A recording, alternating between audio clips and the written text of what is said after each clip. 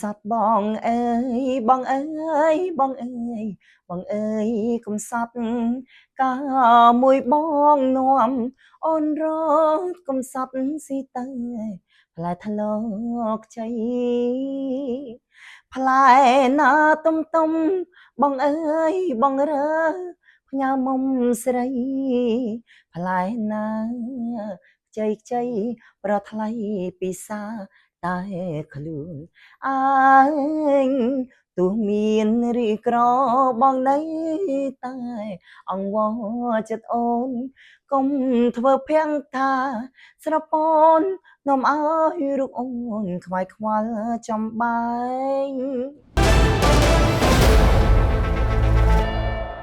ជំរាបសួរបងប្អូនទាំងអស់គ្នាចានាងខ្ញុំ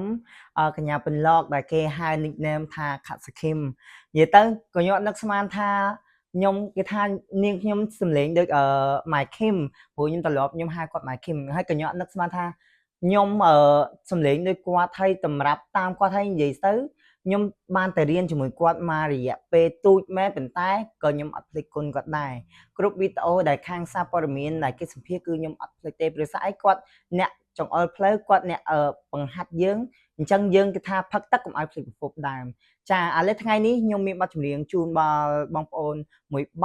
ទចម្រៀងដែលគេទទួលស្គាល់ខ្ញុំថាខ្ញុំជាខ្ញុំបទចម្រៀងអឺកំសត់បងអើយចារីករាយស្ដាប់កំសត់បងអើយបងអើយបងអើយបងអើយកុំសត់កាមួយបងនាំអូនរត់កុំសត់ស៊ីទៅផ្លែថ្លោកជ័យផ្លែណាទុំបងអើយបងរើផ្ញើមុំស្រីផ្លែណាខ្ចីប្រថ្លៃពិសាតែខ្លួនអើយទោះមានរីក្របងនៅតែអង្វរចិត្តអូនកុំធ្វើភាំងថាស្រពូននាំឲ្យរូបអូនខ្វាយខ្វល់ចំបែងធ្វើម្ដេចកំពី ជួបគ្នាគ្រាពពអផ្សែង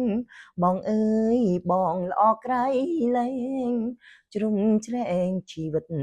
មានកម្មអូនមានពន្លឺ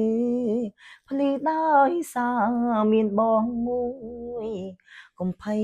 រូបស្រីរលួយទុកព្រួយឲ្យប្រែស្ទើស្លាប់ចាអរគុណបងប្អូន